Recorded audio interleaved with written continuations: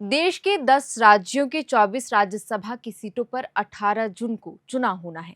लेकिन इसी दिन एक ऐसा चुनाव भी होगा जिसमें आम जनता वोट नहीं करेगी, बल्कि जनता द्वारा चुने गए जनप्रतिनिधि यानी विधायक ही विधायक को चुनेंगे।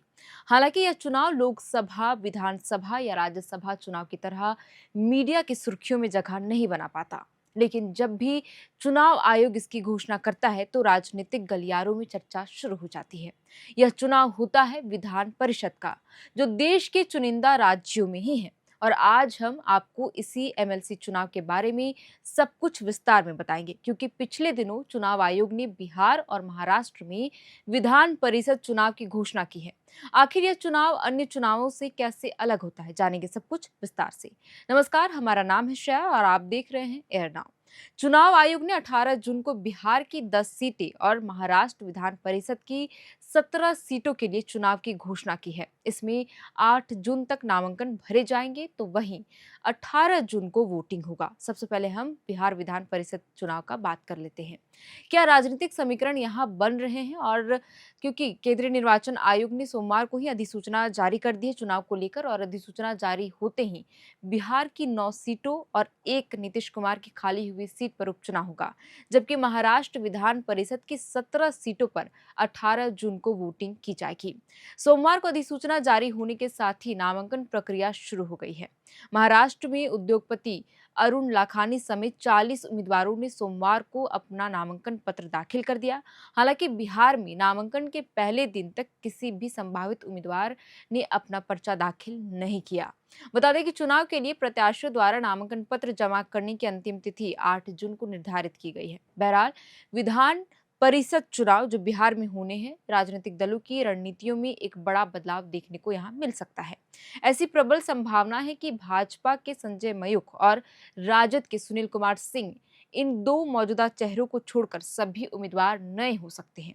इस संभावित फेरबदल में राजनीतिक गलियारों में चर्चा का विषय अब बन गया है, और चर्चा है कि अधिकांश उम्मीदवार 8 जून को ही एक साथ नामांकन दाखिल कर सकते हैं और एक ही दिन एनडीए के सभी प्रत्याशी भी नामांकन पर्चा भरेंगे।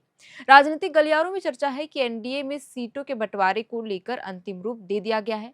कुल 10 सीटों में से जनता दल यूनाइटेड के खाते में 4 सीटें, जबकि भारतीय जनता पार्टी को 3 सीटों पर अपने उम्मीदवार खड़े करने का मौका मिलेगा। इसके अतिरिक्त उपेंद्र कुशवाहा की पार्टी राष्ट्रीय लोक मोर्चा और चिराग पासवान की लोक जनशक्ति पार्टी यानी रामविलास को एक एक सीट मिलेगी। इस बार नए चेहरों को मौका मिल सकता है और स्वर्ण, पिछड़ा और अति पिछड़ा वाले समीकरण को साधने की कोशिश बीजेपी यहाँ कर सकती है।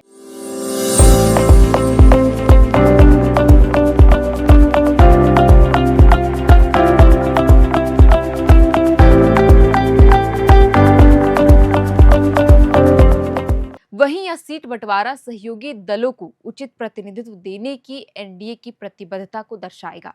वहीं जदयू के उम्मीदवारों का चयन मुख्यमंत्री नीतीश कुमार खुद अपने वरिष्ठ सहयोगियों जैसे कार्यकारी अध्यक्ष संजय झा और उप मुख्यमंत्री विजय चौधरी के साथ विचार विमर्श करके करेंगे।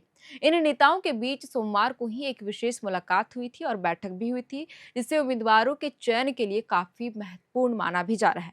वहीं सूत्रों की माने तो जदयू कोटे से स्वास्थ्य मंत्री निशांत कुमार का नाम लगभग तय माना जा रहा है। वहीं रालोमा से राष्ट्रीय अध्यक्ष उपेंद्र कुशवाहा के बेटे दीपक प्रकाश, जो वर्तमान में सम्राट चौधरी की सरकार में पंचायती राज कैबिनेट मंत्री है, इन्हें एनडीए उम्मीदवार बनना लगभग तय माना जा रहा है। हालांकि नीतीश कुमार के बेटे निशांत कुमार की सीट को लेकर अभी भी माथापच्ची चल रही है। वो कौन सी सीट से उम्मीदवार होंगे, इसे लेकर इसके पीछे कई वजहें बताई जा रही है। पहली वजह तो यह कि नीतीश कुमार की खाली हुई सीट का कार्यकाल बहुत कम बचा हुआ, अगर ऐसे में यहाँ से वो चुनाव लड़ते हैं तो पार्टी सोच समझकर फैसला लेना चाहती है। दूसरी वजह राजनीतिक रणनीति से जुड़ी है। जदयू नेतृत्व इस बात का आकलन कर रही है कि निशांत को किस सीट से लड़ाने पर जातिगत समीकरण और पार्टी कार्यकर्ताओं में सबसे सही संदेश जाएगा। इन तमाम सियासी समीकरणों और कयासों के बीच एनडीए के नए चेहरों और निशांत कुमार की उम्मीदवारी पर से सस्पेंस जल्द ही पूरी तरह साफ होने की उम्मीद है। वहीं हम महाराष्ट्र के एमएलसी चुनाव के समीकरणों को देखें तो यहाँ 17 सीटों के लिए उम्मीदवारों का ऐलान हो गया है। सत्ताधारी महायुति गठबंधन में बीजेपी सबसे अधिक 11 सीटों पर चुनाव लड़ेगी, जबकि उप मुख्यमंत्री एकनाथ शिंदे के नेतृत्व वाली शिवसेना 4 और उप मुख्यमंत्री सुनेत्रा पवार की अगुवाई वाली एनसीपी 2 सीटों पर मैदान में उतरेगी। बता दें कि बीजेपी ने जितने भी प्रत्याशियों की घोषणा की है, वो सभी न केवल अपने अपने क्षेत्र के मजबूत नेता है, बल्कि पार्टी में भी उनका कद काफी मजबूत माना जाता है। हालांकि इनमें से कुछ ऐसे नेता के भी नाम शामिल है जो पार्टी से बाद में जुड़े थे और बीजेपी ने उन पर इस बार भरोसा जताया। हालांकि बिहार के संदर्भ में देखें तो बीजेपी ने अपने उम्मीदवारों के नामों का ऐलान नहीं किया है। चर्चा है कि 3 जून को बीजेपी अध्यक्ष नितिन नवीन की पटना में होने वाली बैठक के बाद ही नामों का ऐलान हो जाएगा। बहरहाल, विधान परिषद चुनाव की हम बात कर लेते हैं, तो ऐसे में जानते हैं कि यह चुनाव होता कैसे है। किसी भी राज्य में विधान परिषद होता है तो उसे उच्च सदन कहा जाता है। यह अस्थायी सदन होता है, मतलब इसे भंग बिल्कुल भी नहीं किया जा सकता। इसके सदस्यों को एमएलसी यानी मेंबर ऑफ लेजिस्लेटिव काउंसिल कहा जाता है। इनका ओहदा विधायक के बराबर ही होता है। हालांकि इनका कार्यकाल 6 साल के लिए होता है। देश के 6 राज्यों में विधानसभा के साथ साथ विधान परिषद की भी व्यवस्था है। यूपी, बिहार, आंध्र प्रदेश, तेलंगाना, कर्नाटक और महाराष्ट्र शामिल है। बिहार विधान परिषद के सदस्यों की संख्या 75 है। इनमें 27 सदस्य बिहार विधानसभा निर्वाचन क्षेत्र से चुने जाते हैं। 6 सदस्य शिक्षक निर्वाचन क्षेत्र से, 6 स्नातक निर्वाचन क्षेत्र से, 24 स्थानीय प्राधिकार से और 12 मनोनीत सदस्य होते हैं। इसी तरह महाराष्ट्र में भी जो चुनाव होंगे, जो वोट डाले जाएंगे, वो ऐसे ही सदस्य चुनेंगे।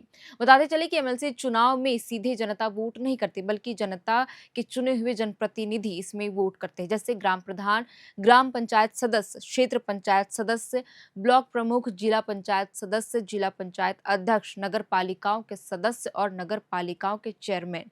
विधानसभा में चुने गए विधायक ही इन्हें वोट करते हैं।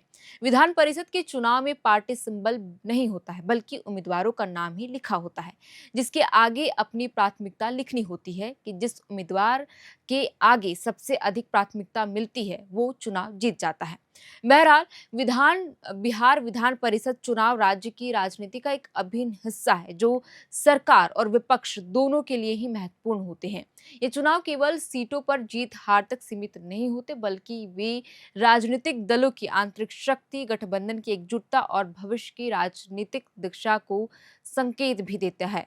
सभी राजनीतिक दलों की निगाहें अब 8 जून पर टिकी हैं, जब नामांकन प्रक्रिया खत्म होगा और उम्मीदवारों की अंतिम सूची सामने आएगी। इसके बाद ही चुनाव समीकरण और अधिक स्पष्ट हो पाएंगे। खैर, बिहार विधान परिषद चुनाव की यह पूरी सियासी तस्वीर महज अगले 2-3 दिनों में साफ हो जाएगी। जैसे ही नितिन नवीन की बैठक खत्म होगी, उम्मीदवारों के नाम का ऐलान हो जाएगा और एनडीए की ओर से जैसे ही उम्मीदवारों के नामों की आधिकारिक घोषणा होगी, वैसे ही इन तमाम कयासों और चर्चाओं पर विराम लग जाएगा और तभी यह साफ हो पाएगा कि क्या वाकई बीजेपी जदयू इस बार नए चेहरों को मौका देकर कोई बड़ा दांव खेलने जा रही, या फिर पुराने और अनुभवी चेहरों पर ही दोबारा भरोसा जताएगी। हालांकि राजनीतिक गलियारों में कयासों और समीकरणों को बदलते देर नहीं लगती, इसलिए जब तक अंतिम सूची सामने नहीं आ जाती, कुछ भी कहना जल्दबाजी होगा। हालांकि महाराष्ट्र के विधान परिषद चुनाव को लेकर के जो एनडीए की सरकार है, एनडीए के जो सहयोगी दल है, उन्होंने अपने उम्मीदवारों के नामों की घोषणा कर दी है। तो फिलहाल के लिए इस वीडियो में इतना ही। एमएलसी चुनाव से जुड़ी जो भी नई अपडेट आएगी, जो भी आपको जानकारी जाननी होगी, आप हमें कमेंट कर अपनी राय जरूर दें, ताकि हम आपके साथ जानकारी जरूर साझा करेंगे। आप देख रहे थे अर्नाव, मेरा नाम है शरतन, कैमरे के पीछे मौजूद है हमारे सहयोगी जयंती। बहुत बहुत शुक्रिया।